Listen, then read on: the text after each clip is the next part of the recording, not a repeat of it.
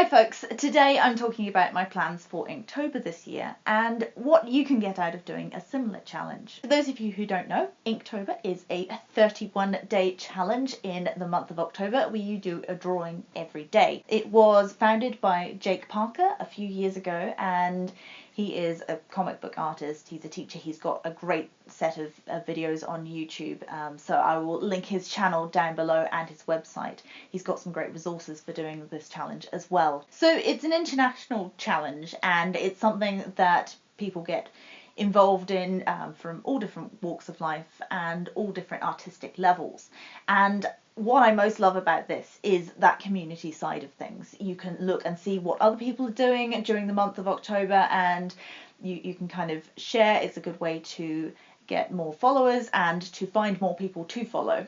And the most wonderful thing that I found about Inktober when I did it a couple of years ago was to see the improvement over the course of a month. And I definitely found that with my Harry Potter challenge as well. And it's very hard to do something for 31 days straight without seeing some sort of improvement. An absolutely fantastic thing to do if you want to improve your art. Not to mention the fact that you can turn these into revenue. If you already have an online shop, then you could sell the originals, you could sell prints. You could also use your artwork to put onto things like t-shirts or anything really, mugs, tote bags, all sorts. So you never know what sort of opportunities might come of doing a project like this. In terms of materials, you have got lots of different options. You could use simply something like a biro, or you could go for things like fine liners, which are generally a pretty popular choice. Copic markers, you might want to stick with one or two colours for that. Certainly having constraints within your challenge is going to help. The ink thing is kind of one of them, but if you branch out into different colours, then it can get a little more complicated. So I was just sticking with one or two, and you could use a dip pen or a brush with ink as well. There are lots of different options. Another thing that I would advise for Inktober is having a plan of what you're going to do. 31 drawings is quite a lot, and that's quite a daunting prospect at the beginning of the month.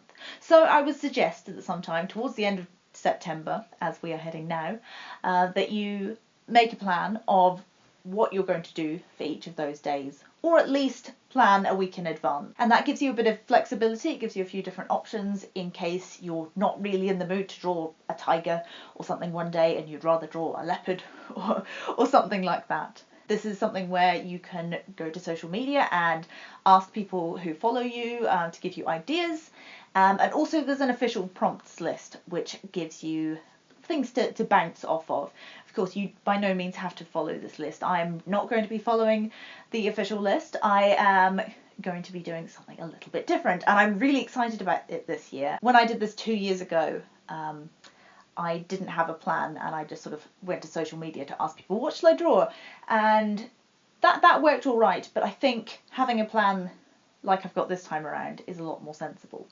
So this year, my Inktober theme is going to be book plates, and this is because I am a book cover designer, but I've just finished doing a 31-day challenge where I did a book cover each day of the month, and so I thought I'd do something a little bit different, something that is going to be easy enough to do in one or two colours, and I'm actually going to be doing these in two colours. I have got a black ink and black ink pens, and I've also got a gold ink, which is very exciting, and I'm going to use that just to do little embellishes over the top of the black ink. So book plates are something that you don't see a lot of anymore, unfortunately, and I think it's a real shame. So they were little labels or stickers that you could stick inside your books, and they would usually say property of, or this book belongs to, or ex libris, which means from the library of,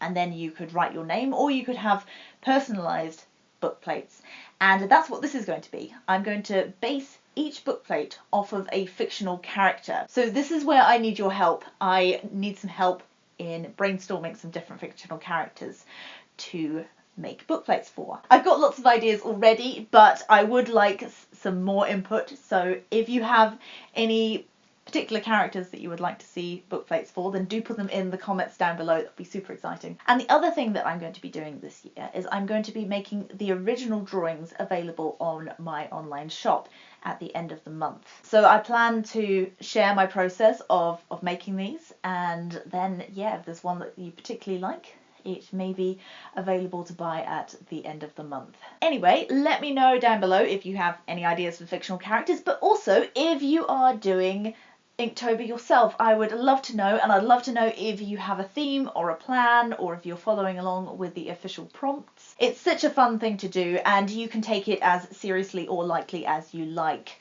And that's the beauty of it. If you have a day that you're super busy, then you can just do something quite small and simple and quick. Or if you have a bit more time, you can do something more complex. If you want to follow along with my Inktober progress, then you can subscribe to this YouTube channel. I'll be sharing some stuff on here. And you can also follow me on Instagram. I'm at Holly Dunn Design on there and on Twitter. And Instagram is where I will be sharing each drawing each day. My portfolio of work is at hollydundesign.com. As always, thank you very much for watching. Happy drawing, happy Inktober, and I will see you in the next one. Bye.